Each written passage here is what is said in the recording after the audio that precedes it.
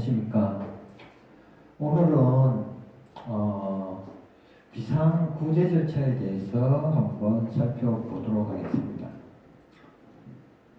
자, 제1절 비상구제 절차의 확정 판결에 중대한 하자가 있을 경우에도 이를 제대로 변경치 못하는 것은 도리어 정의에 반한다.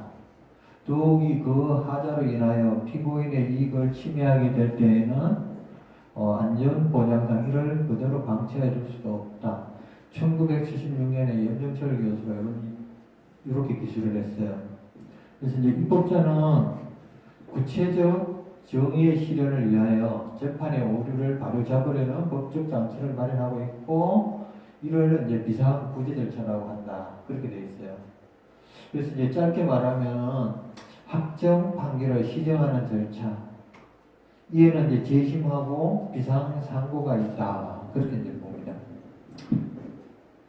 자, 양자의 차이점. 목적에 있어서 보게 되면 재심은 유죄 판결이 확정된 자의 구체적 구제를 목적으로 하지만은 비상상고는 법령 해석의 통일을 목적으로 한다. 그 다음에 대상에 있어서 재심은 확정된 유죄 판결에 하나지만은 비상상고는 모든 확정 판결이다. 그 다음에 세 번째 이유에 있어서는 재심은 유죄 판결의 사실 오인이지만은 비상상고는 심판의 법령 위반이고, 청구권자에 있어서는 재심은 유죄 판결을 선고받은 자이지만 비상상고는 검찰총장에 하라고 있습니다. 그 다음에 관할 법원에 있어서 재심은 원판결을 한 법원이지만 비상상고는 대법원으로 되어 있습니다. 그리고 심판의 내용에 있어서 재심은 재심 개시 결정 후에 피고 사건 자체에 대해서 신법에 따라 다시 심판을 하지만은 비상상고는 원판결 또는 원심의 소송 절차를 파기함에 그친다. 그렇게 있고, 판결의 효력, 재심은 당연히 피고인에 대해서 효력이 미치지만은 비상상고 시 파기 판결은 피고인에게 미치지 아니하며 무죄 판결의 공시에 있어서 재심은 간부와 신문에 공시하여야 하지만은 비상상고의 경우에 공시하지 않아도 된다. 이제 그렇게 되는 겁니다. 자, 제2절 재심에 대해서 구체적으로 살펴보겠습니다. 재심은 확정 판결에 있어서 사실 인정의 오인이 있을 경우에 이를 시정하는 것을 주목적으로 하는 비상구제 절차이다. 그렇게 봅니다. 다르게 유사하게도 이제 설명을 해놓은 것도 있고, 현행 형소법은 유죄 판결을 받은 자의 이익을 위해서만 재심을 허용한다는 독일법주의인 이익재심주의에 의하고 있습니다. 일사부재리의 원칙을 살리기 위한 것으로 피고인의 이익을 위한 재심만이 허용된다. 그렇게 이제 봅니다. 이 제도는 이제 사실 오인을 시정하고 유죄 판결에 의하여 불이익을 받은 피고인을 구제하려는데 그 목적이 있다. 재심에서 무죄 판결을 받으면 사형 집행 후에도 그 명예가 회복되면 또 형사 보상을 받을 수 있기 때문이다. 이렇게 이제 봅니다. 자, 일단은 우리나라에서도 재심이 굉장히 요새는 언급이 되고 있어요. 김지아 시인의 오적, 예를 들어서 오적 피라 사건에 대한 일반법인 형법상 당연 무죄이지만 특별법으로서 구방공법 제4조 찬양 거부에 대한 것인데, 위반 여부에 대해서 43년 만인 2013년 재심에서 사실상 무죄, 징역 1개월의 선고유예 및 항소의 의미, 이런 내용도 있고, 또 민청학인 사건에 관련해서는 이 재심이 진행됐죠. 그 다음에 보게 되면은 그 전국 민주운동연합 이 약칭 전민연인데 사회부장 김기슬 유서와 관련해서 강기훈 유서대필 의혹 사건에 대한 재심 개시 결정 2012년에 있었어요. 그 시대적 의미해가지고 이것도 재심에서 승소를 했죠. 그 다음에 2015년 헌재의 국가모독죄 이꼴 국가원수모독죄 이꼴 대통령 모욕죄 구형법 제104조에 의해 있었는데 대한 그 양승호 시인의 노예수적 재심 사건에서 위헌 결정과 현재 명예훼손죄로 대체되는 양상 등에 관한 요구에서도 나올 수 있습니다. 이 내용은 좀 이따 시간이 되면은 한번 약간 살펴보도록 하겠습니다. 제10회 대상 및 사유 해가지고 형사소송법 제420조에 보게 되면은 여기 재심 사유가 쭉 나와 있습니다. 1호에서부터 7호까지 있는데 엄청 많죠. 자, 제10의 대상은 첫째 유죄의 확정 판결, 두 번째 확정된 항소 또는 상고의 기각 판결이어야 하고, 재심 사유는 유죄 판결의 재심 이유로 보게 되면은 증거의 위조, 변조, 허위, 새로운 증거의 발견, 유리한 증거라든가 증거의 신규성, 증거의 명백성, 그 다음에 권리 부여, 법관, 검사, 사법경찰 간의 직무상 범죄 등이 있고, 그 다음에 상고 기각 판결의 재심 사유 및 확정 판결에 대신하는 증명, 이런 것들이 포함된다. 이제 그렇게 볼 수 있습니다. 구체적인 내용은 현 제420조를 여러분들이 한번 살펴보도록 하고, 자, 재심 개시 절차와 재심 심판 절차가 있네요. 여기도 보면은 형사소송법 제423조 표제 재심의 관할, 재심의 청구는 원판결의 법원이 관할한다 해가지고 쭉 막 나오죠. 그 내용을 이제 이렇게 정리를 하면은 재심은 2단계로 구성되는데,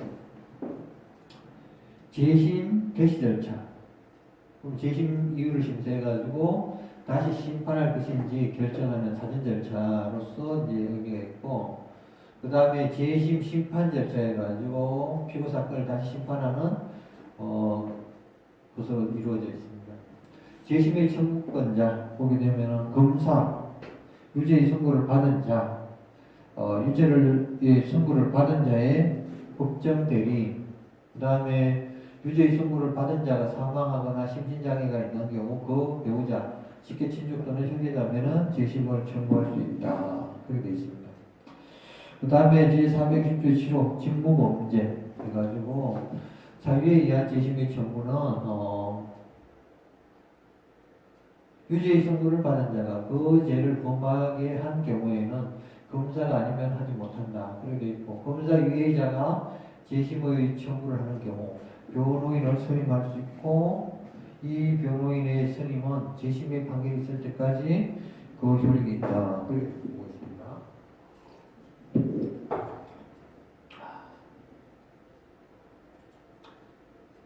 그 다음에 재심 청구의 시기. 제한이 없다. 형의 집행을 종료하거나 형의 집행을 받지 아니하게 된 때에도 할 수 있다.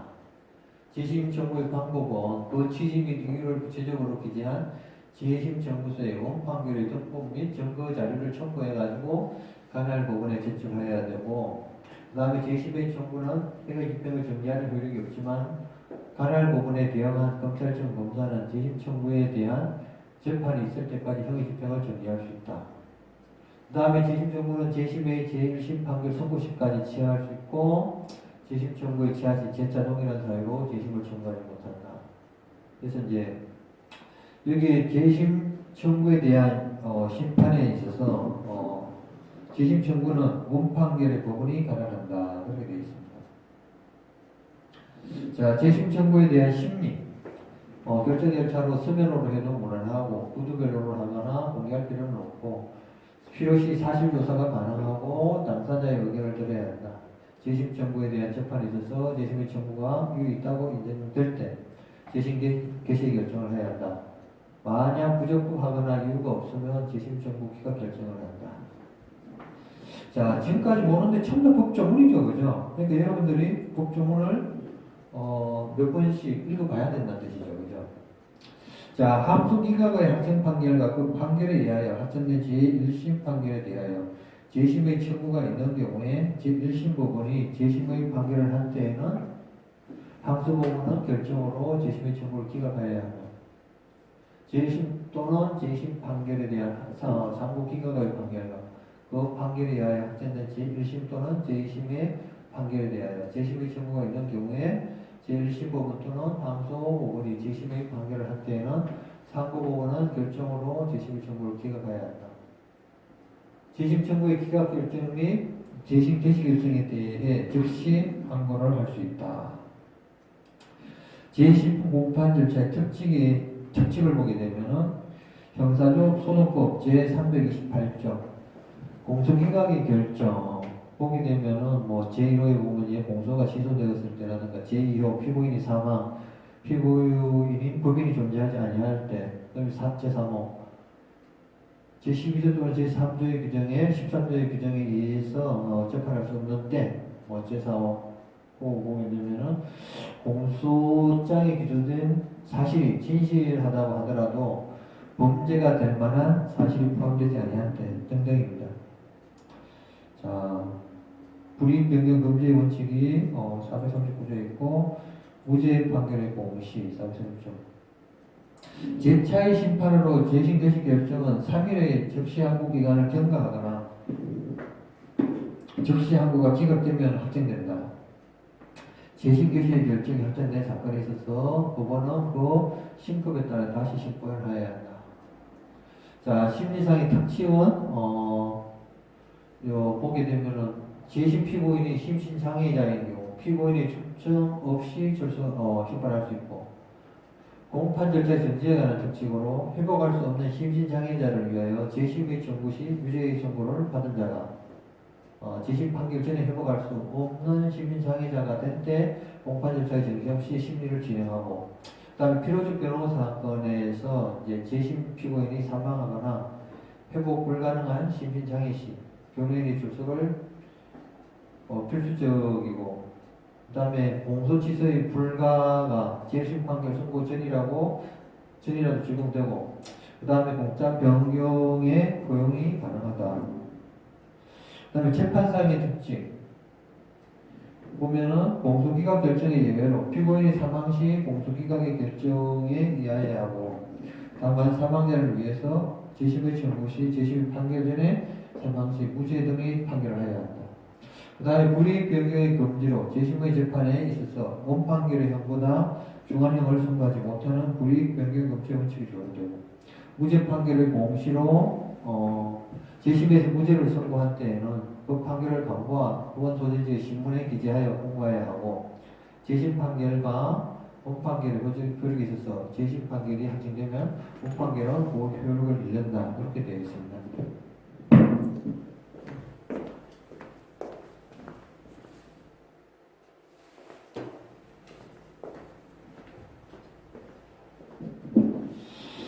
자, 그러면은 이제 시간이 좀 있기 때문에 김지아 시인에 대해서 이제 한번 살펴보면은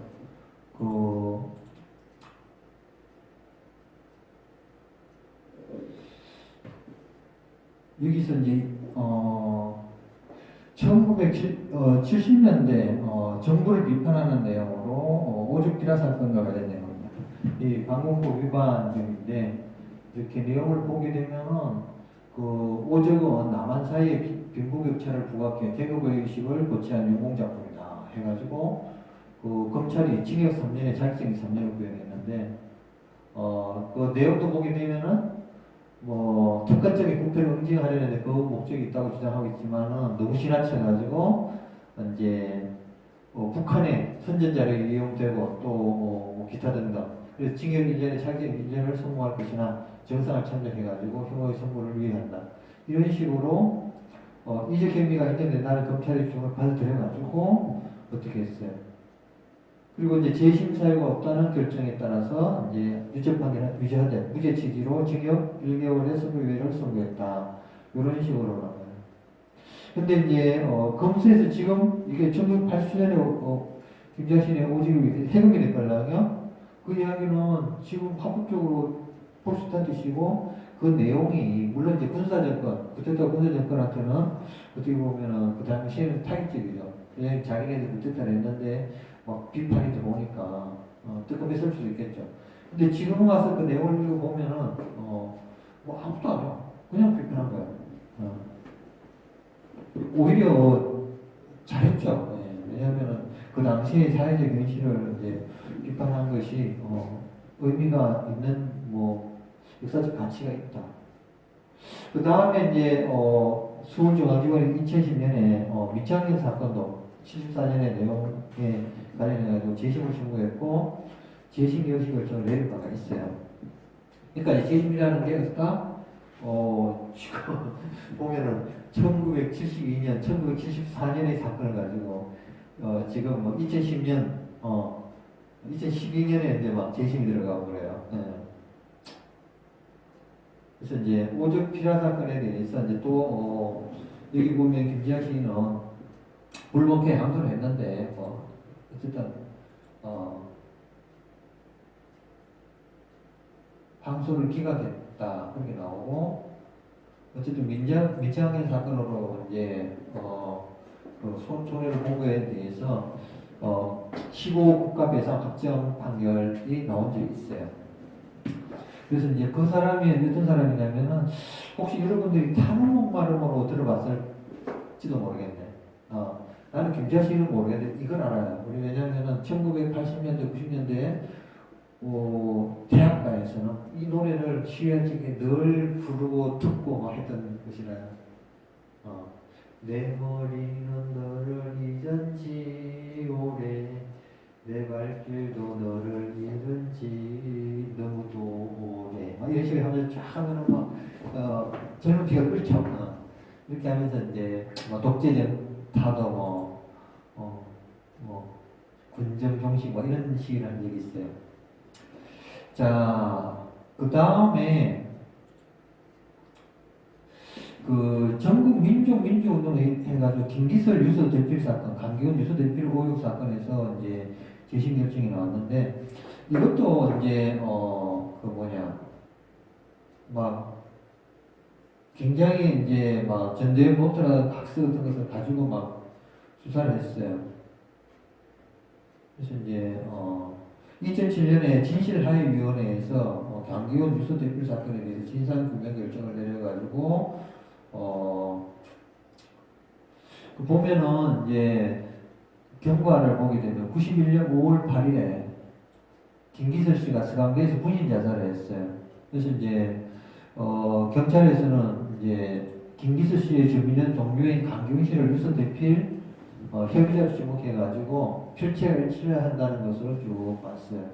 그래서 이제 여기 보면은 이제 94년도 대전교도소에서 만기 출소하고 여기서 이제 감정 신고라는 필체 감정한 국가수 문서 실장 김두고 고위 공문서 작성 위정 혐의로 서울지검에 보고를 했다.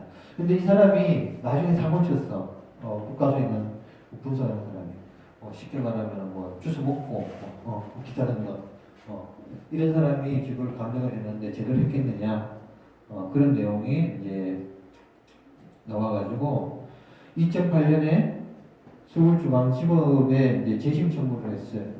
하고 2009년에 법무부에서 이제 강씨 사건 재심 개시 결정을 내리고 재심사의 부존재가 재항고 검찰에서 부존재 했는데 재항고를 제기해가지고 대법원에서 2012년에 재심 결정을 해가지고 이제 이겼죠. 네. 이 사람들.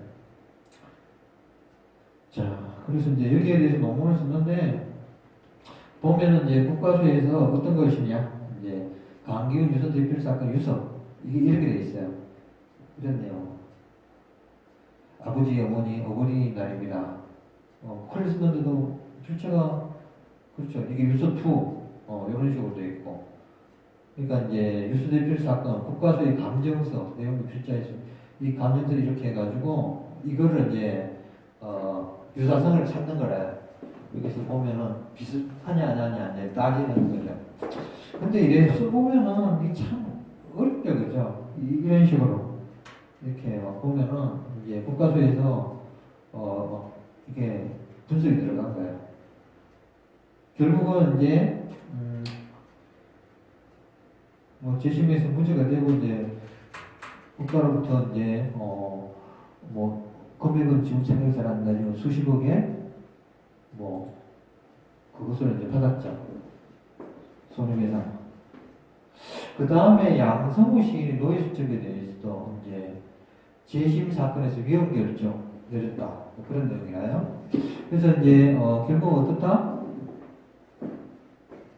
이 재심이라는 게 그만큼 어떻게 보면은 빨리 게임이 안 끝나죠. 70년 정도께 이제 80년, 90년, 2000년, 2010년 막 거의 뭐 30년, 35년 막 이렇게까지 막 쫙 오니까 한장하죠, 그죠? 그러니까 어쨌든 억울함이 있다면 그것을 풀었다면 그것도 괜찮죠. 자, 여기 이제 누구누구는 바보, 국가원수 모독죄 몇 년, 국가기밀 누설죄 몇 년. 이게 농담이라요. 그래서 이제 과거에 보게 되면은 현재 국가모독죄 폐지 27년 만에 지각위헌 결정, 그러나 용기 있는 결정 해가지고 2015년에 이게 이제 나온 거야. 그리고 이제 소련의 농담 중에서도 모스크바에서 어떤 사람이 크루시초프는 바보다 외치다가 체포돼서 징역 23년을 선고받았다. 국가원수 모독죄 3년, 국가기밀 누설죄 20년, 합치고 있어. 이게 농담이죠, 그죠? 한국 시민의 희망사항에는 대통령실 능검 나눠주는 대통령 됐으면 신문기사라. 이러한 국가모독죄는 1988년에 삭제가 되었지만 일면 대통령과 영이 이제 술안주가 되는 시절이 있었다 해가지고 현재는 어떻게 돼요? 욕설이나 우리 사실 뭐 했다고 해서 문제가 크게 되진 않겠죠. 근데 이제 전 법적으로 이제 막 그러려고 하면은 모욕죄라든가 매행죄로 그럴 수는 있을 건데 그 도로 웃음거리가 되겠죠, 그죠? 자, 1988년에 국가모독죄 폐지 및 2015년에 예수적 재심 사건에서 위헌 결정 났어요. 그래서 이제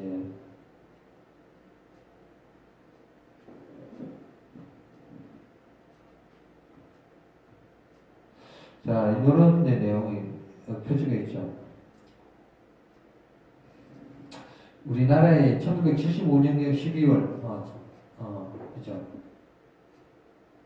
장편시를 작성해가지고 독재국가로서 국민들을 무자비한 인권 탄압으로 막 질서인의 기본권도 누리지 못한 채 억압당하고 정부는 비밀행정으로 대가로 군인 월남으로 뭐 보내 어쩌고 이런 내용이야. 그 당시에는 좀 놀랄만 하죠, 그죠?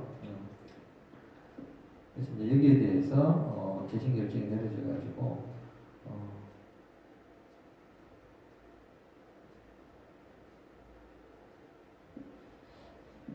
자, 어쨌든 이제 우리나라가 이제 과거에 있었던 일이 그나마 지금이라도 어느 정도 해소되고 있다는 데 대해서 그나마 이제 좀 미래가 좀 밝지 않나 그런 생각도 합니다. 자.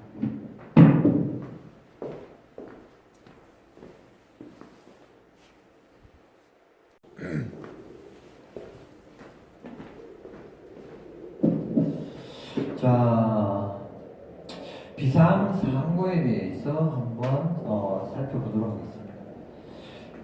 비상사항고의 의 1955년도 저서에 의할 경우에 옥항남이라는 것이죠. 1955년 비상사항고는 확정 판결에 대해서 그 법률상의 과오를 시전하는 것을 목적으로 하는 제도이다. 그러므로 그 1차적인 목적은 법률의 해석을 바르게 밝히며 법률 적용의 통일을 도모하려는 데 있는 것이고 피고인의 이익을 보호하는 것은 그 2차적 부수적인 것이라 하여도 가한이 아니다. 이렇게 기술하고 있습니다. 그래서 이제 비상상고라는 것은 판결이 확정된 사건의 심판이 법령 입관되었음을 이유로 그 판결 또는 소송 일차를 파기하는 제도다. 그렇게 볼 수 있습니다. 이 제도는 프랑스의 1790년 파기원에 설립시 신설되어 1808년 나폴레옹 형사소송법전에 규정된 제도로서 법률을 위한 장소 또는 1791년 프랑스 헌법에서 처음 규정한 제도로서 공익을 위한 장소에서 유래한다. 이렇게 보고 있습니다.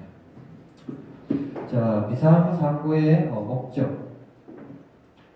법령의 해석 및 적용의 통일을 목적으로 하고 있고, 따라서 유죄 판결이 확정된 자의 구체적 구제를 목적으로 하는 재심과 차이가 있다. 그렇게 봅니다. 비상상고의 대상 및 이유.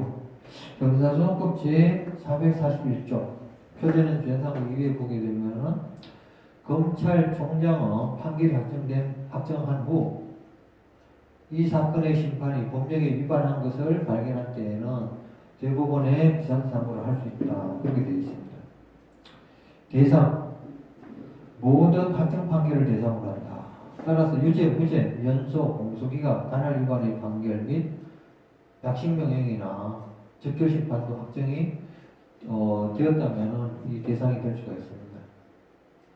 자, 형소법 제441조가 판결이 확정된 후라고 되어 있기 때문에 결정의 경우에는 판결이 아니므로 비상상고의 대상이 되는지에 대해서 공소기각의 결정과 상소기각의 결정이 모두 종국재판이라는 점과 법령 해석의 통일을 기한다는 목적을 고려할 때 당연히 비상상고의 대상이 된다.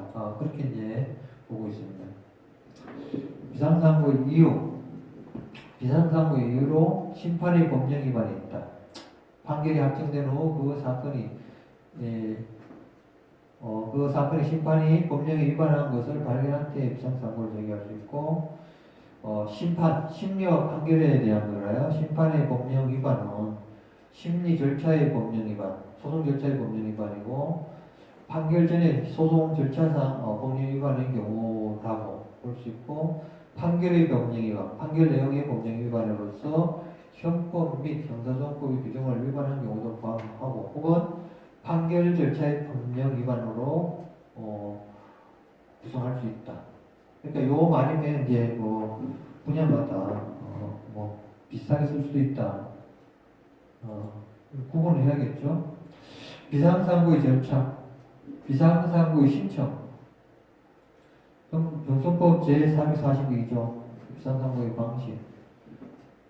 비상상고를 하면은 그 이유를 기재한 신청서를 대법원에 제출하여야 한다. 그렇게 되어 있죠. 신청 기간에는 제한이 없고 형의 시효가 완성되었거나 형이 소멸이 되었거나 판결을 받은 자가 사망하여도 가능하다. 비상상고의 심리를 보게 되면은 형소법 제443조 표제는 공판기일. 공판기일에는 검사는 신청서에 의하여 진술하여야 한다. 제444조 조사의 범위, 사실의 조사. 제1항 대법원은 신청서에 포함된 이유에 한하여 조사해야 한다. 그렇죠. 범위를 넓히게 되면은 피고인 쪽에서 방어를 할 수가 없죠. 그러면 이제 안 되기 때문에. 자, 비상사고 사건을 심의하기 위해서는 반드시 공판기일에 개정을 해야 하고, 또한 공판기일에는 검사가 신청서에 의해서 진술해야 한다. 대법원은 신청서에 포함된 이유에 한해서 조사해야 한다. 자, 그 다음에 비상사고의 판결 및 효력. 자, 345조 기각의 판결. 이유가 없다고 인정할 때 비상사고가 판결로서 기각하고, 제446조 파기 판결. 이유 있다고 인정할 때는 판결을 해야 한다. 제1호, 2호 나오고, 제446조 판결의 효력. 비상상고의 판결은 전조 제1호 단행의 규정에 의한 판결 외에는 그 효력이 미치지 아니한다. 그렇게 되어 있어요. 자, 비상상고 이유 없으면은 대부분이 판결을 기각하면 되죠. 이유가 있을 때는 파기 판결을 하고, 비상상고의 판결은 원판결이 피고인이 불이익하여 파기작판한 경우를 제외하고 그 효력이 피고인에 미치지 않고, 파기작판, 파기판결의 경우 구체적 정의의 시들이라는 관점에서 피고인의 불이익을 구제하기 위하여 마련된 예외에 해당하고, 법령의 기준으로 자판시설 등 있지만 공판결 시설이 무상하다, 다수설에 가깝다, 그렇게 이제 볼 수가 있어요. 자, 이 정도로 하겠습니다.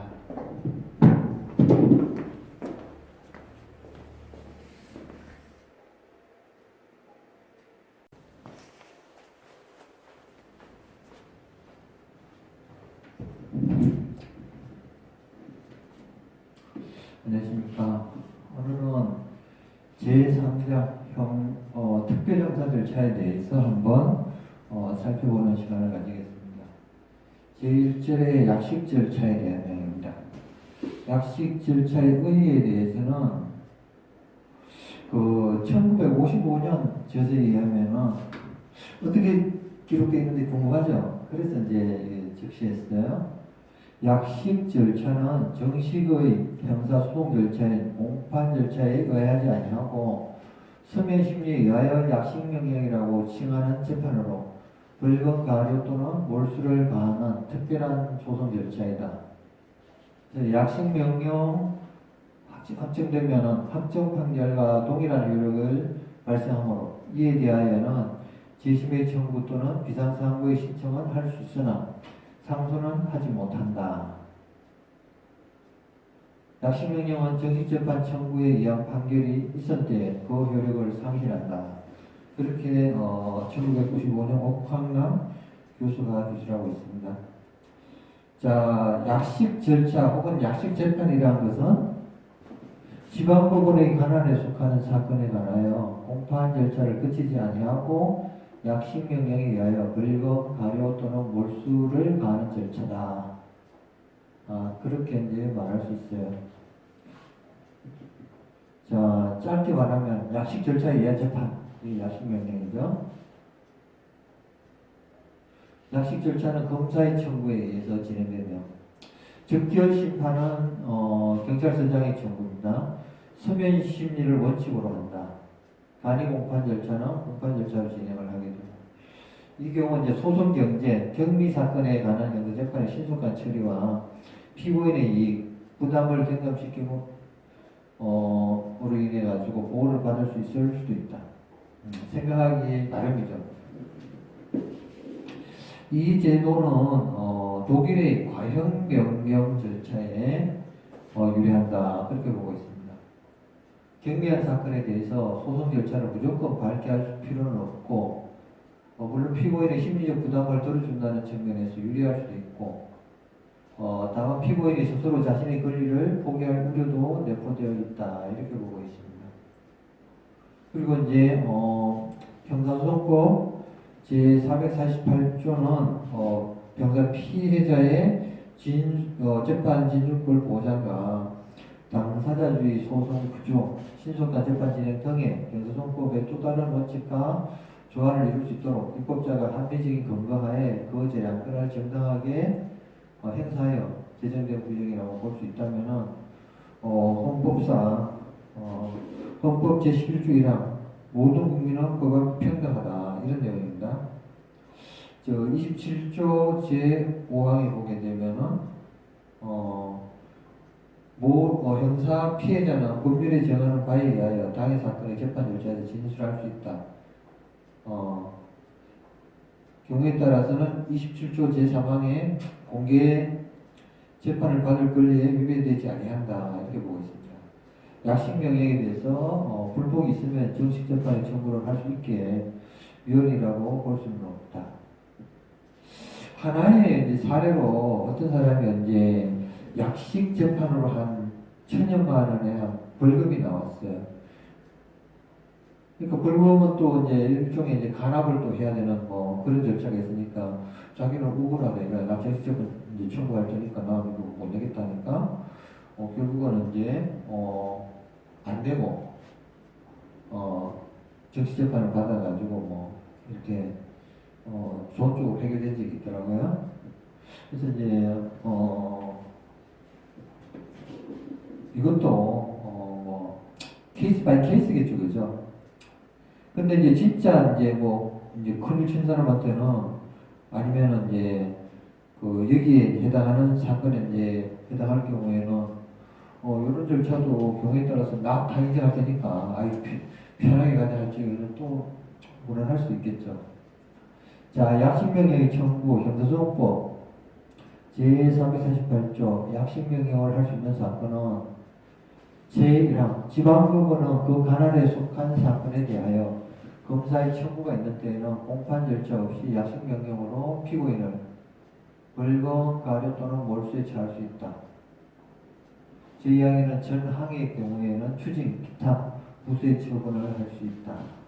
그렇게 돼 있어요. 그리고 이제 제349조 보면 표제 약식명령의 청구에 공소제기와 동시에 서면으로 하여야 한다. 약식명령의 청구.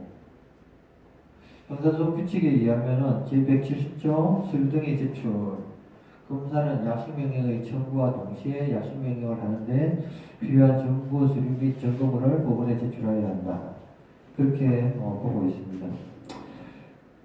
약식명령을 청구할 수 있는 대상, 지방법원의 관할에 속하는 사건으로 벌금이나 가료 또는 몰수에 처할 수 있는 사건에 한한다.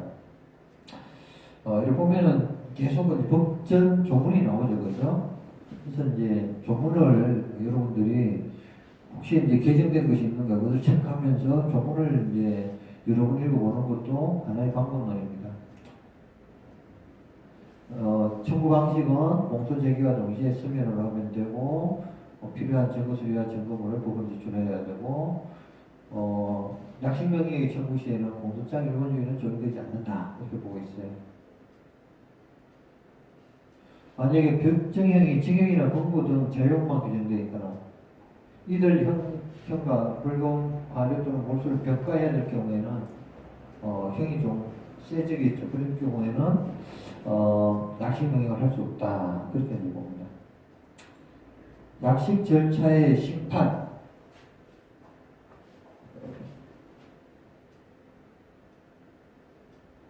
첫째, 법원의 심리에 대한 내용이네요. 형사소송법 제309조 보게 되면은 강제 등 자백의 증거는 피고인의 자백이 공문 폭행, 협박, 신체 구속이 부당한 장기와 또는 기만 기타의 방법으로 임의로 진술한 것이 아니라고 의심할 만한 이유가 있는 때에는 이를 유죄의 증거로 하지 못한다. 이런 원칙이 지켜지면 어떻게 돼요? 민주국가이자 인권이 보장된 국가죠. 근데 이제 예를 들어서 다른 외국의 사례를 보게 되면 파키스탄 그 경우에 여자들일 경우에는 무슨 일을 당하게 되면은 보통 뭐 재판이라든가 뭐 수사 같은 것도 없이 한 5년 동안 그 주소 같은 데 이제 받아놓고 5년 지나가지고 그때부터 이제 수사를 한다며 미적거리면서 이런 게 신문에 나온 적이 있더라고요. 그리고 중동에서는 여자들의 인권이라는 게 잘 없죠. 그래서 이제 또 동남아 쪽에 가 보면은 뭐 총질을 하면서 막 사람 막 쏴 죽이는 공무 같은 거는 뭐 그냥 목숨만 살아남고도 다행이다 할 정도로 그런 일이 이제 지금 뭐 법하고 대다 사건 같은 걸 보더라고. 우리의 과거에도 그런 적이 있었죠. 네, 있었지만은 이제 어쨌든 이런 세상이 이제 펼쳐진다면은 참 괜찮은 세상이다. 자, 310조 불이익한 자백의 증거는요. 피고인의 자백이 그 피고인에게 불이익한 유일의 증거일 때에는 이를 유죄의 증거로 하지 못한다. 이제 자백과 보강 증거라 해가지고 그게 있어야 돼요.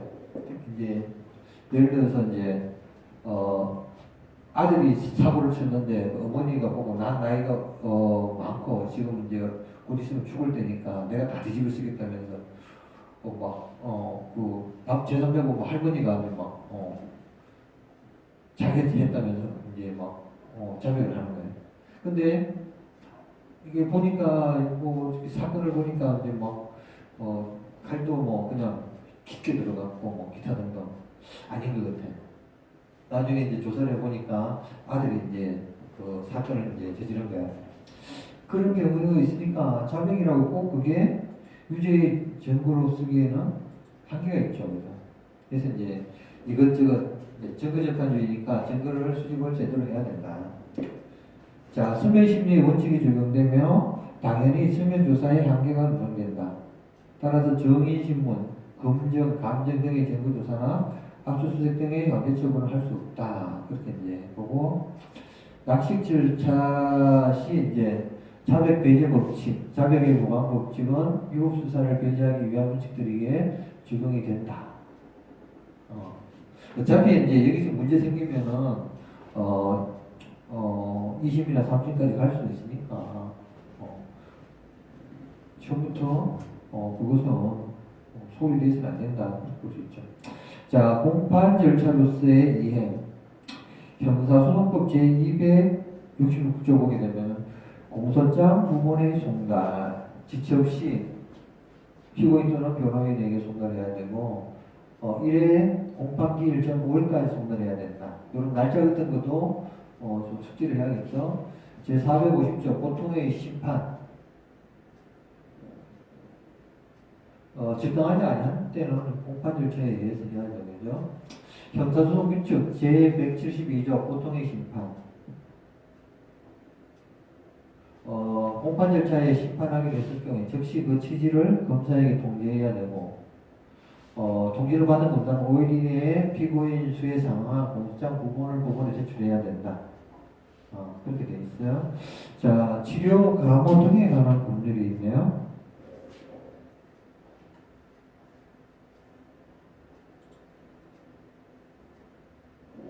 제10조에 보게 되면 공판 절차로의 이행. 제1항에 보게 되면은 피치료 감호 청구인이 심신장애에 해당되지 아니한다는 명백한 증거가 발견되고 검사의 청구가 있는 때에는 형사소송 절차로 이행할 수가 있어요.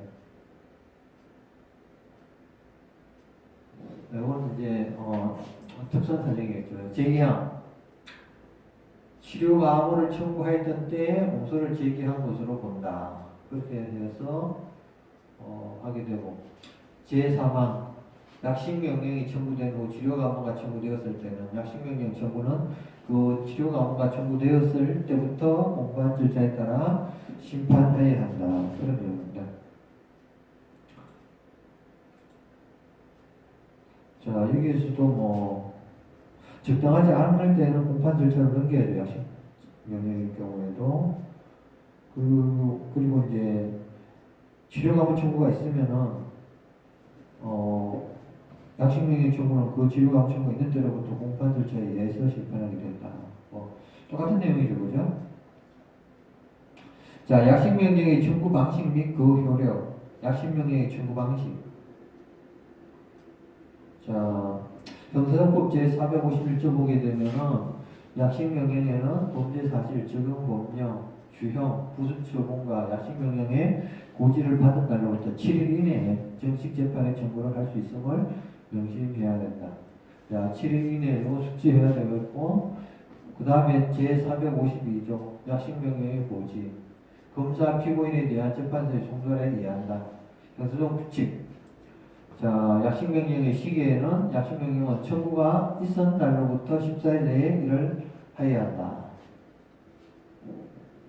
그 다음에 소송 촉진 등에 관한 전제법을 보게 되면은 자, 약식명령은 현수소법 제450조의 경우를 제외하고는 그 청구가 있은 날로부터 14일 내에 해야 된다.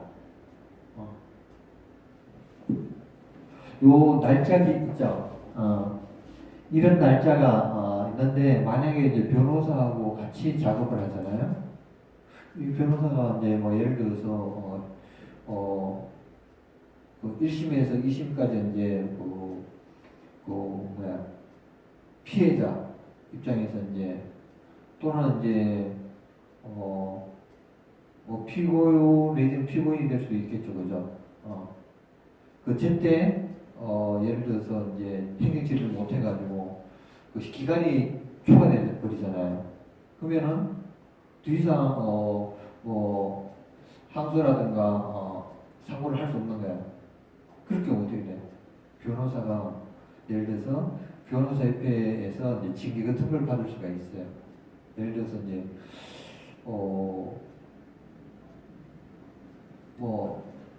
형사소송은 형사소송대로 이제 정직 몇 개월 또는 이제 민사소송 같은 경우에는 거기에 따른 또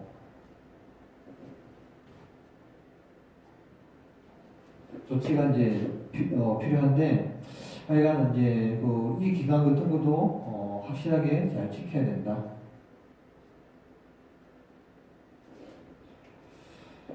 자,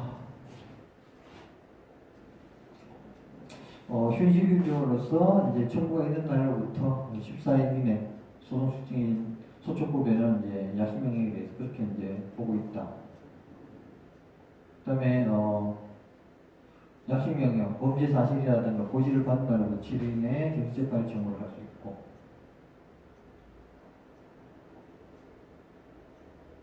검사의 피고인에 대한 재판에서 총선에 의해야 되고, 약식명령의 경우에. 자, 그리고 이제 필자는 무죄 추정의 원칙에 의할 경우 원칙적으로 당사자가 원하지 않는 벌금에 관한 문제가 있다고 생각한다. 이 약식명령에 있어서 뭐 쉽게 말하면 내기 싫으면 안 내면 돼요. 그 대신에 이제 나는 이제 2심에 가겠다. 정식은 이제 가겠다. 그렇게 이제 해야겠죠. 약식명령의 효력.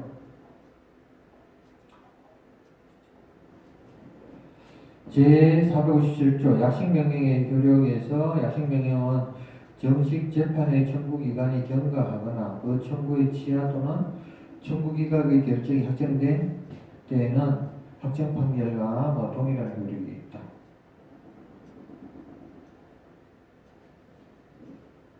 그리고 여기에 대해서는 이제 일사부재리 효력이 미치는 시간적 범위로 발령시설과 고지시설이 있는데, 이런 거는 보통 시험 문제 낼 때 어떻게 되죠? 판례에 의할 경우, 뭐 다음 중 옳은 것은 아니면은 해가지고 물음표 한 다음에 그 갈로 열고 판례에 의할 경우 갈로 닫고 이렇게 해가지고 그랬을 경우에는 어떻게 돼요? 발령시설이 답이 되겠죠.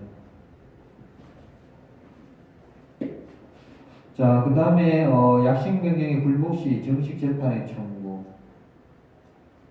정식재판의 청구는 약식명령에 대하여 불복이 있는 자가 법원에 대하여 통상의 절차에 의한 심판을 구하는 소송 행위를 나타낸다. 정식재판의 청구권자.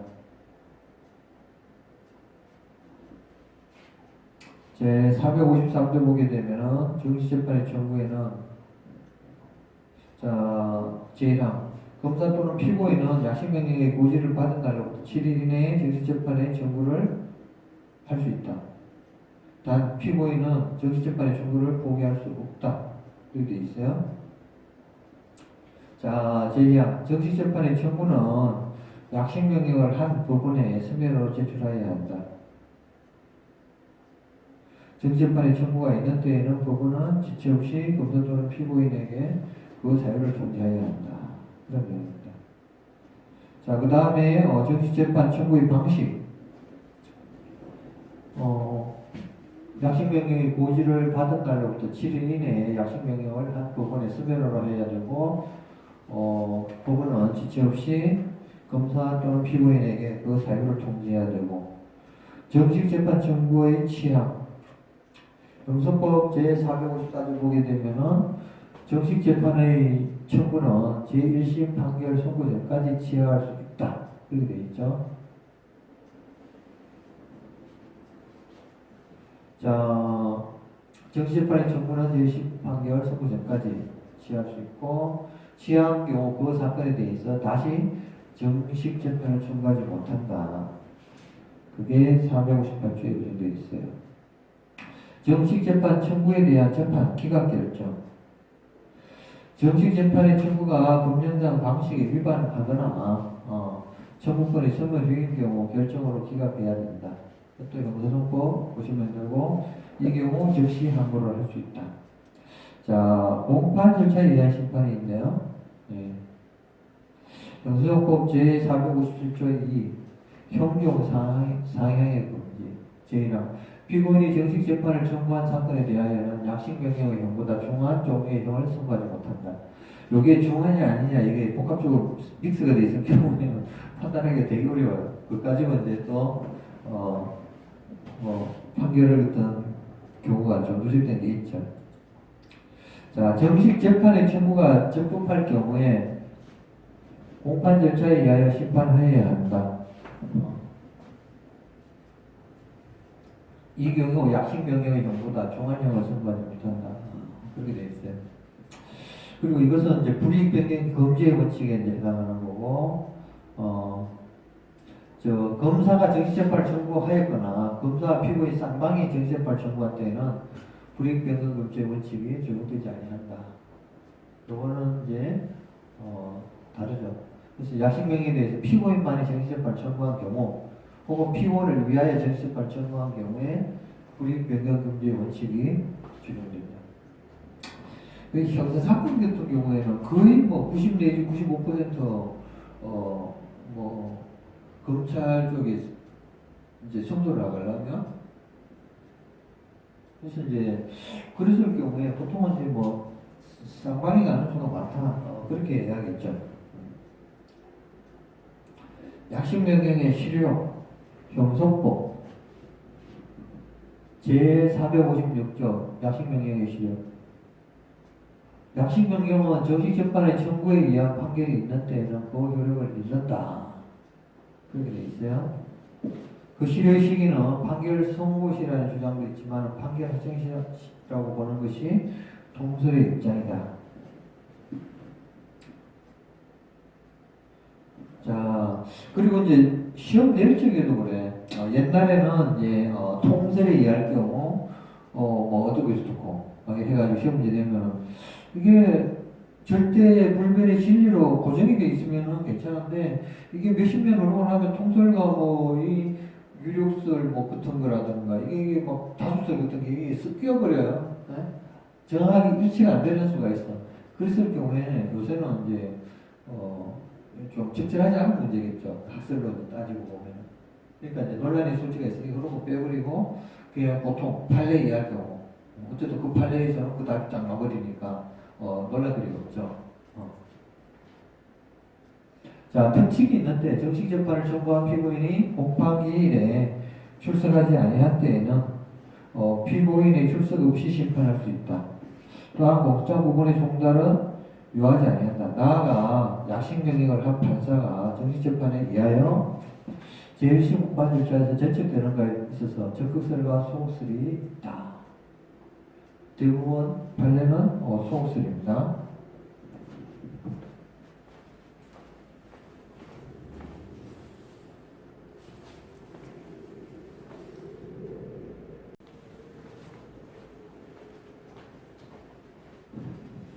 자, 다음으로 이제 적결 심판 절차에 대해서 한번 살펴보겠습니다. 자, 의의를 보게 되면은 적결 심판이라는 것은 적결 심판에 관한 절차법에 의한 형사 절차이다. 경찰서장 적결 심판 절차란 경찰서장의 청구에 의하여 공판 절차에 의하지 아니하고 피고인을 20만 이하의 벌금, 구류, 과료에 처하는 간이한 심판 절차를 말하게 된다. 그렇게 되어 있습니다.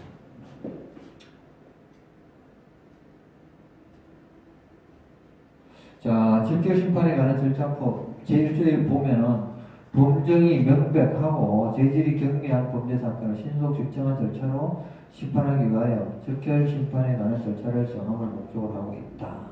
해가지고 경미 사건일 경우에 소송 경제의 동거라든가 피고인의 이익 등을 고려한 것이다. 막 살기 바쁜데 막 오라가라 말하니까 이제 안 된다고 뭐 이런 이야기도 나올 수 있겠죠, 그죠? 어쨌든 소송 편의가 동거될 수 있으면 좋긴 좋겠죠. 자, 공판 전의 절차로 형사소송법의 특별법에 해당한다. 적결 심판의 청구. 자, 적결 심판의 청구권자 및 관할 부분. 자, 적결 심판에 관한 절차법 제3조에 보게 되면은 표제가 적결 심판 청구죠. 제1항. 적결 심판은 관할 경찰서장 또는 관할 해양 경찰서장이 관할 부분에 이를 청구한다. 제3조 2. 표제는 관할에 대한 특례. 지방법원 또는 그 지원의 판사는 소속 지방법원장의 명령을 받아 소속 법원의 관할 사무와 관계없이 적결 심판 청구 사건을 심판할 수 있다. 그렇게 됐어요. 자, 이는 이제 검사의 기소 독점지에 대한 예외로서 이제 보고 있습니다.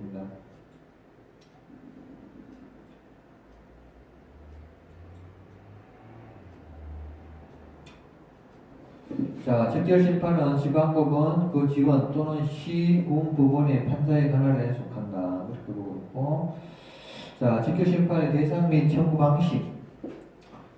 적결심판에 관한 절차법 3조에 보게 되면은 적결심판의 청구, 앞전에 이야기한 거고, 맞죠? 그리고 여기는, 피고인을 특정할 수 있는 사항, 제명, 법리 사실과 적용 목적, 피고인의 설명도 당연히 들어가야 되고, 서면 또는 구두로 필요한 사항을 알려줘야 되고, 제4조에 보면은 서류 점검물의 제출, 경찰서장은 적결심판의 청구와 동시에 적결심판을 하며 필요한 서류 또는 점검물을 판사에게 제출해야 한다. 그리고 보건조직법 제34조 보게 되면은 제1항의 시군법원은 다음 각각의 사건을 가능한다. 제1호 소액사건 심판법을 적용하는 민사사건, 제2호 화해 독점 및 조정에 관한 사건, 제3호 20만 원 이하의 벌금 또는 불이나 가로에 처한 민사사건, 이게 해당이 되겠죠, 그죠? 기타 등록. 자, 여기서 20만 원 이하 벌금 무료 가료 이런 경비 사건에 대해서 선고형이 기준으로 될 수가 있습니다.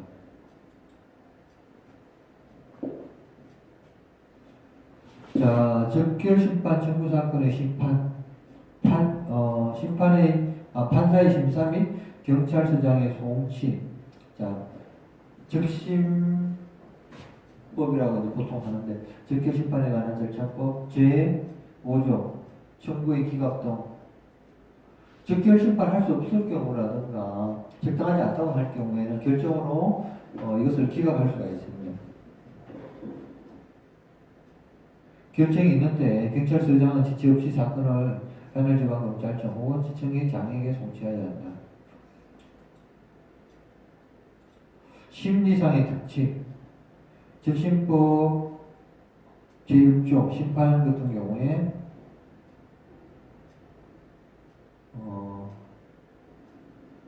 그리고 이제 8조에 보고 있는 불출석 심판이라든가 기타 등등이 있죠. 자, 여기 보면은 적결심판 청구에 대해서 판사가 기각경청을 하지 않을 시 즉시 심판해야 한다. 공개법정에서 행하게 되고 경찰서 이외의 장소에서 해야 되네요. 그 다음에 적결심판의 경우에 피고인의 출정을 요하거나 벌금이나 가료를 선고할 때 출석하지 않아도 심판할 수 있고, 일단은 이제 심리할 경우에 피고인의 피고 사건의 내용이라든가 진술 거부감이 있으면 알리고 변명할 기회를 주어야 한다. 정보조사실 특집으로 판사는 제정하는 정보에 한하여 조사할 수 있다. 그리고 여기서도 정거접근주의, 자유신변주의, 자백의 임선법칙 등이 적용된다. 그리고 이제 정거법칙에 대한 특징이 있네요. 형소법에 관계된 312조 사망하고 33조 적용되지 않고, 그래서 자백의 미성이 있다면은 유죄의 정보로 사용이 가능하게 된다. 자백의 보안 법칙의 예외로서 30조가 적용되지 않는다. 따라서 이제 경찰장백을 유일한 정보로 사용할 수 있다. 이게 이제 예외적인 내용이죠. 그래서 이제 자백의 미성만 있다면 유죄 정보 또는 경찰 자백을 유일한 정보일 경우에도 사용할 수 있다. 20만 원 정도니까 속전속결을 내야겠다 이거죠.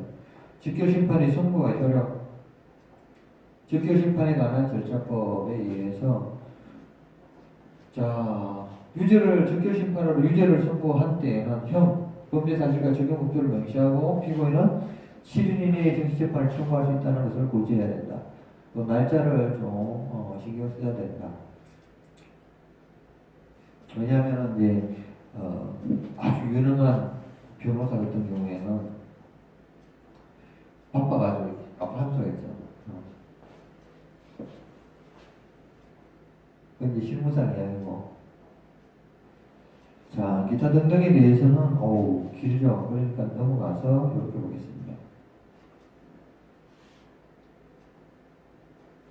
판사는 구류 선고를 받은 피고인이 일정한 유서가 없거나 도망한 연례가 있을 때는 5일을 초과하지 않은 범위 내에서 경찰서 유치장에 입주할 것을 명할 수 있다. 예, 적신법에 나오는 거예요. 그리고 이제 판사가 벌금 또는 가료를 선고할 경우 노역장 유치 기간을 선고해야 하며 간접 명령을 할 수 있다. 그리고 이제 정치재판의 청구기간의 경과라든가 포기, 그 다음에 청구 치하에 의하여 확정 판결과 동일한 효력이 당연히 생기고 일사부재의 효력이라든가 재심 또는 비상사고의 대상이 된다. 그리고 형의 집행 경찰서장에 이제 하게 되어 있네요. 그 다음에 이제 집행 결과를 지체 없이 검사에게 보고해야 되고, 구류는 경찰서 유치장, 구치소, 교도소에 집행하고 구치소나 교도소에서 집행 시 검사가 이를 지휘한다. 형의 집행 정지는 사전에 검사의 허가를 받아야 한다. 그래서 이제 이렇게 교도소 같은 경우에도 이제 특정 경영을 따로 이제 정해가지고 이렇게 구치소 대용으로 쓰거나, 보통은 이제 경찰서 유치장이 그래도 조금 좀 구치소보다는 좀 자유명이 있다 해가지고 웬만하면은 여기서 이제 오랫동안 있으려고 한다, 그런 이야기가 있더라고요. 그래서 이제 뭐 꼭 그러기 좋다, 그건 말하기 어려운데. 정식재판의 청구, 판사장의 처리 및 법원의 처리, 정식재판 청구의 절차. 자, 직결심판에 관한 절차법 제14조 보게 되면은, 정식재판을 청구하고자 하는 피고인은 직결심판의 선고, 고지를 받은 날로부터 7일 이내에 정식 재판 청구서를 경찰서장에 제출해야 한다. 정식 재판 청구서를 받은 경찰서장은 지체 없이 판사에게 이를 송부해야 한다.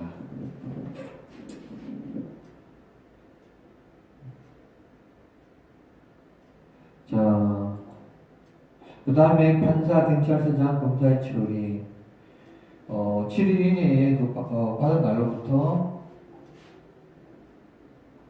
이제 판사는 이제 경찰서장에게 정식재판 청구서를 첨부한 사건 기록이라든가 점검을 송부하고, 경찰서장은 지체 없이 이제 관할 지방검찰청 또는 지청의 장에게 송부하고, 지청의 관할 이제 그 장은 지체 없이 법원에 이를 송부하는 그런 방식으로 이렇게 해야 된다.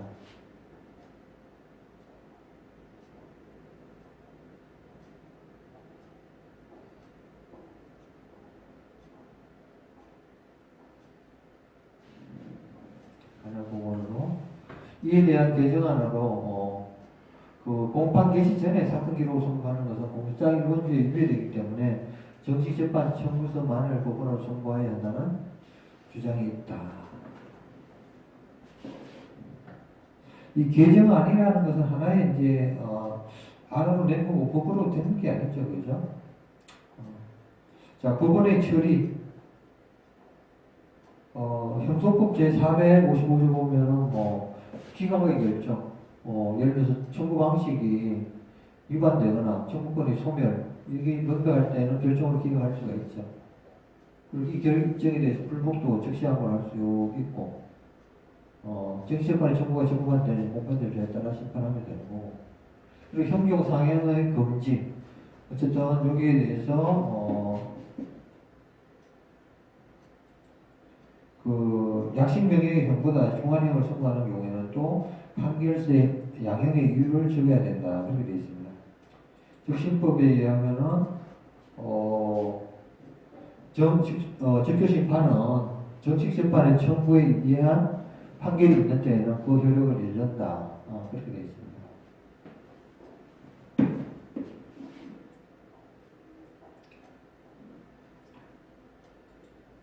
자, 불이익 변경 금지의 원칙이 적용되는데 적결심판에 대해서 피고인만이 정식재판을 청구한 경우에는 정식재판에서 적결심판의 형보다 무거운 형을 선고하지 못한다는 원칙이다. 양쪽이 다 했을 경우에는 해당되지 않는다. 그렇게 됐죠. 자,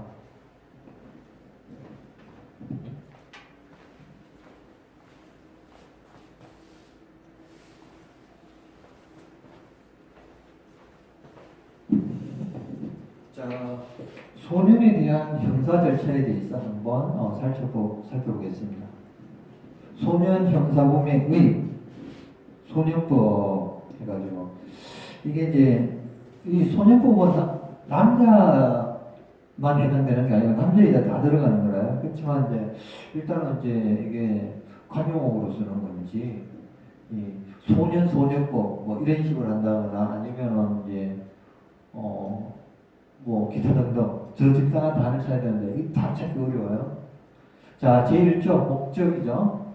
이 법은 반사회성이 있는 소년의 환경교육증과 품행교정을 위해 보호처분 등에 필요한 조치를 하고 형사처분에 관한 특별조치를 함으로써 소년이 건전하게 성장하도록 돕는 것을 목적으로 하고 있습니다.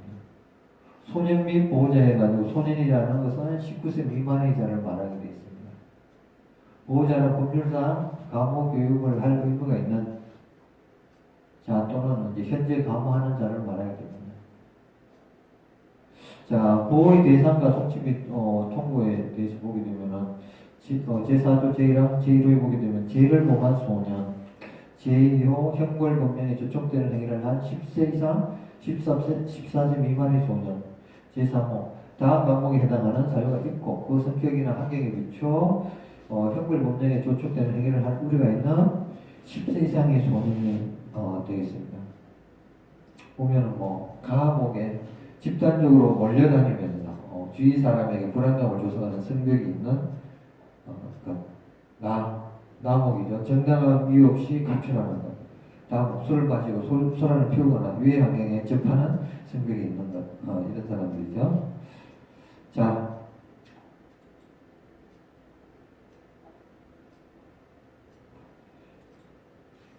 결국 현재 소년 형사범으로 취급되는 소년은 14세 이상 19세 미만의 죄를 범한 소년을 말하게 됩니다. 금고 이상의 형사처분을 할 필요가 있다고 판단되는 범죄 사건만 소년 형사범으로 보고 형사처벌로 적재처벌이 가능하도록 하고 있습니다. 소년 형사범의 처벌 절차와 형의 집행, 소년 형사 절차의 특치, 논제에 따라서는 이중기소 금지, 공소시효의 정지, 구속영장의 제한 등 심리상 특징으로 해가지고 사전 진술 거부권의 고지, 심리의 비공개, 그 다음에 형선고에 있어서 사형 무기형의 완화, 부정기형의 채택, 환형처분의 금지, 불이익 변경 금지의 원칙과의 관계, 그 다음에 형집행에 있을 특징으로 보면은 징역 또는 금고의 집행, 보호처분과 형의 집행, 가석방 요건의 완화 등으로 나누기도 합니다. 자, 수사상 특칙.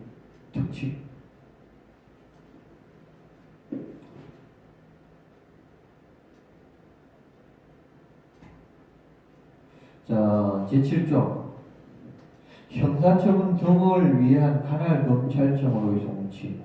제1항에 보게 되면 소년부는 조사 또는 심리한 결과 검거 이상의 형에 해당하는 범죄 사실이 발견된 경우 그 동기와 재질이 형사처분을 할 필요가 있다고 인정하면 결정으로서 사건을 관할 지방법원에 대항한 검찰청 검사에게 송치하여야 한다. 그렇게 되어 있죠.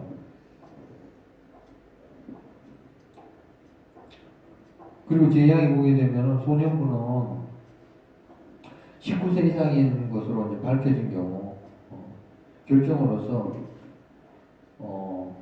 사건을 관할 지방법원에 대항하는 검찰청 검사에게 송치해야 되고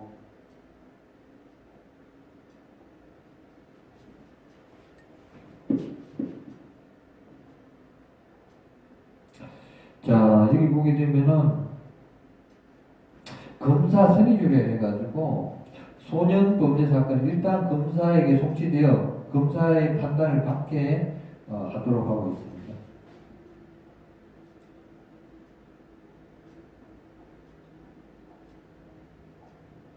근데 이제 앞으로는 이게 이제 수사를 뭐 경찰이 하게 되고 이제 공소 제기를 이제 검찰이 하게 되면은 어떻게 돼요? 이것도 이제 뭔가 변화의 가능성이 있는 거죠. 자, 검사는 소년 피의 사건을 수사한 결과 벌금 이하의 형에 해당하는 범죄이거나 보호처분에 해당하는 사유가 있다고 인정한 때에는 사건을 관할 소년부에 송치하여야 한다. 그렇게 되죠. 그래서 이제 여기서는 이제 수사에 관계된 내용이 딱 들어가게 되면 요새 지금 이제 막 뭐 경찰과 검찰의 그 지금 뭐 수사권 조정의 와중에 지금 약간의 뭐 경우에 따라서 크다란 변화 사항이 있기 때문에 좀 더 지켜봐야 될 것 같다 그런 생각이 듭니다. 검사는 소년 피의 사건을 조사한 결과 권고 이상의 형에 해당하는 범죄사실이 발견되고 기타 등등 형사처분을 할 필요가 있을 경우에는 공소 제기를 하여야 한다. 공판 절차상 특칙 소년법 제10조 보면 진술 거부권의 고지 소년부 또는 조사관이 범죄 사실에 관하여 소년을 조사할 때에는 소년에게 미리 불리한 진술을 거부할 위성을 알려야 된다.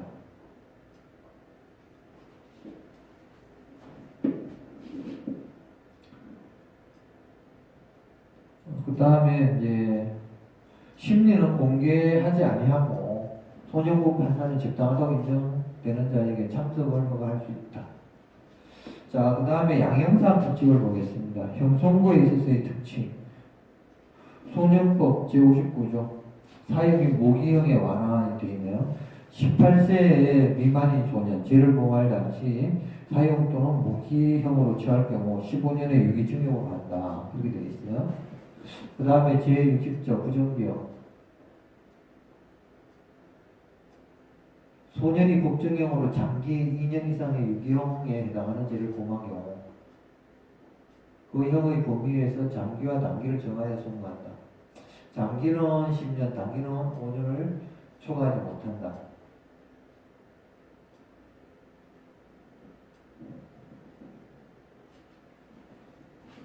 자, 기타 등등은 여러분들이 한번 살펴보면 되는 거고 그리고 특정 강력범죄 처벌에 관한 특례법 보게 되면은 그 특정 강력범죄에 해당할 경우 사형 또는 무기형에 처해야 할 때는 그 형을 20년의 유기징역으로 할 수 있다. 이건 더 세죠, 그죠?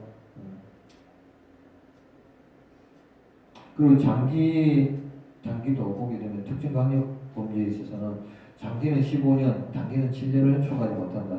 이제 기간이 늘어났죠, 그죠?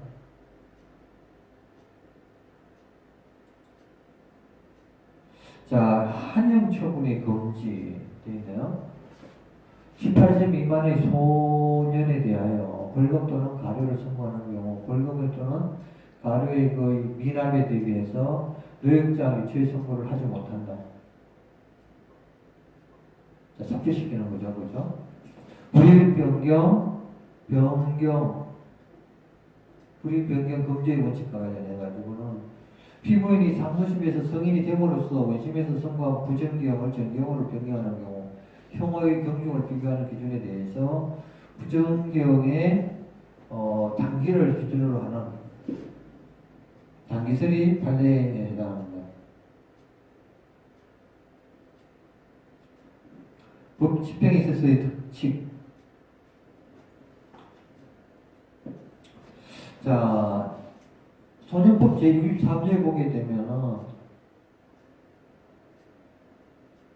징역 또는 검거를 선고받은 소년에 대해서는 특별히 설치된 교도소 또는 이제 일반 교도소 안에 특별히 분리된 장소에서 그 형을 집행한다. 다만 소년이 형의 집행 중에 23세가 되면 일반 교도소에서 집행할 수 있다. 그렇게 되어 있습니다.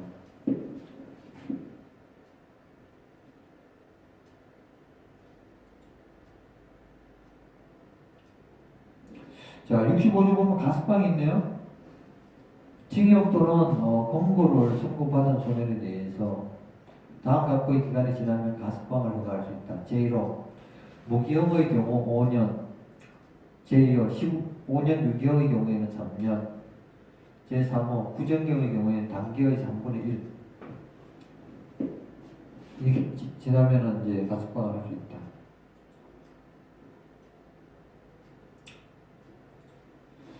자.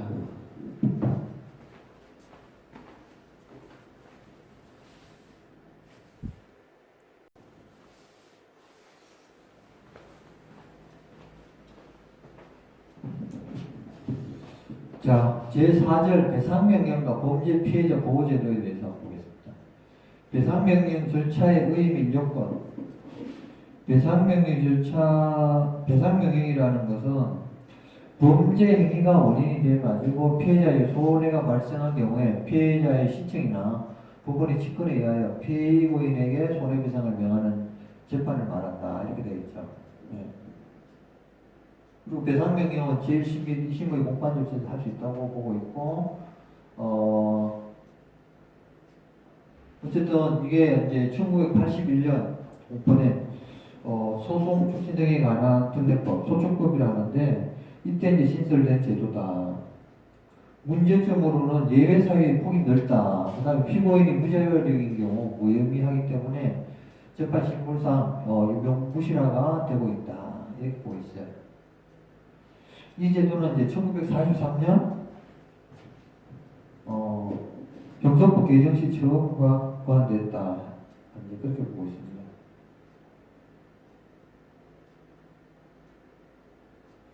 여기 보면은 어쨌든 여러분들이 이제 손해를 봤을 경우 어떻게 돼요? 피고인의 사건의 범죄 행위로 인하여 직접적인 물질 피해라든가 치료비 손해의 배상을 명할 수 있다. 있는 사람한테는 이 제도가 좀 유효하지만 돈이 없는 사람한테 대해서는 이게 뭐 의미가 없을 수도 있겠죠, 그죠? 소송 절대적 측면에서 도움이 될 수 있다고 이제 보고 있습니다. 배상명령 절차의 요건. 자, 배상명령의 대상이 되는 사건은 제한이 되어 있네요. 예를 들면 형법에 상해죄라든가 종상해죄, 상해치사, 그 다음에 폭행, 치사, 존속이강에 되는 아니고, 그 다음에 가실치사, 그 다음에 강간과 추행해죄. 오늘 휘장한업자는 사라졌죠? 예. 위원으로.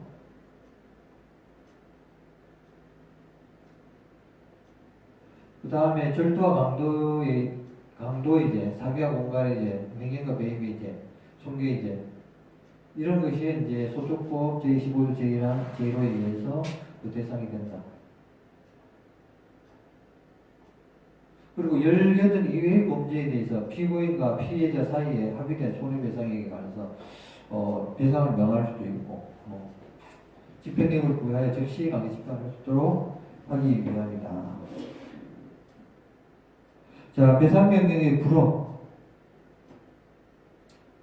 자, 소촉법 제25조의 제 상황에 보게 되면은 언어에 해당할 경우에 배상명령을 해서는 안 된다 해가지고 제1호에 보게 되면은 피해자의 성명, 주소 이것이 불명하지 아니한 경우, 제2호에 보게 되면은 피해 금액이 특정되지 아니한 경우, 제3호 피고인의 배상 책임의 유무 또는 그 범위가 명백하지 아니한 경우, 제4호 배상명령으로 인하여 공판 절차가 현저히 지연될 우려가 있거나 형사소송 절차에서 배상명령을 하는 것이 타당하지 않다고 인정되는 경우,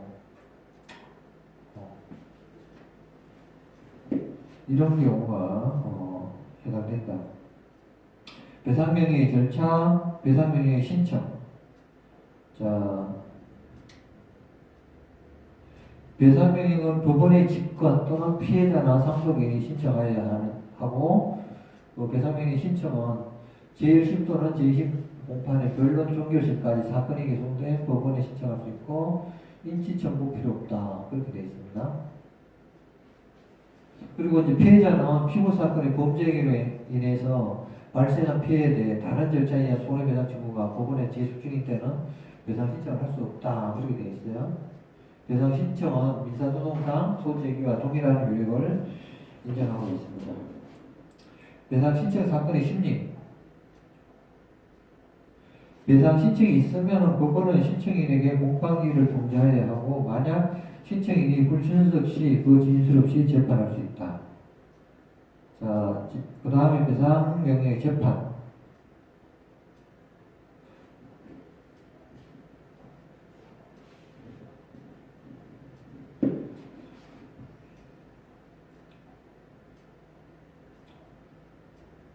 자, 배상 명령은 여기 보게 되면 유죄 판결이 선고와 동시에 행해야 된다. 그렇게 되어 있네요.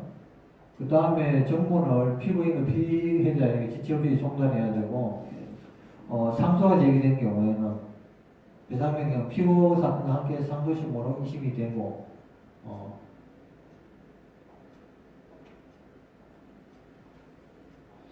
자,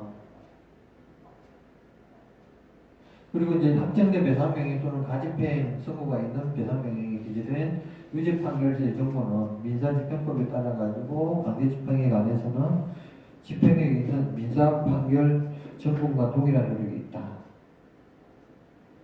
그 다음에 국가에 의한 범죄 피해자에 대한 보상제도. 범죄 피해자라는 것은 타인의 범죄 행위로 피해를 당한 사람과 그 배우자, 사실상의 혼인 관계도 사실로도 포함한다. 그런 의미죠. 직계친족 및 형제자매를 의미한다. 그리고 이제 배상명령에 의한 경우 피고인이 무자력자인 때에는 의미가 없게 된다.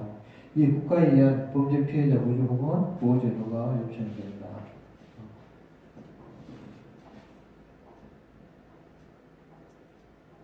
자, 헌법 30조에 이게 보면은 이제 타인의 범죄 행위로 인해 가지고 생명 신체에 대한 피해를 받은 국민은 법률이 정하는 바에 의하여 국가로부터 구조를 받을 수 있다. 이 규정에 이제 근거를 했다 그래요. 그리고 이제 1987년 범죄 피해자 구조법이 제정되었다가 폐지되고 새로이 범죄 피해자 보호법 이것이 2010년에 제정되어 시행되고 있습니다. 근데 이제 금액은 얼마 안 되죠. 구조 대상 범죄 피해라는 것은 대한민국 영역 안에서 또는 대한민국 영역 밖에 있는 대한민국 선박이나 항공기 안에서 우리 국적기를 말하는 거죠. 국제선박 안에서 행해진 사람의 생명 또는 신체를 해치는 재해당하는 행위고 이것을 인해 사망하거나 장애 또는 중상해를 입은 것을 대상으로 하고 있습니다.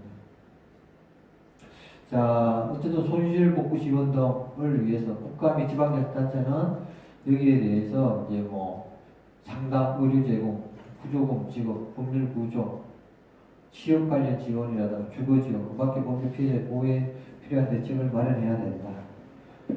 이게 이제 범죄 피해자 보호법에 규정되어 있습니다.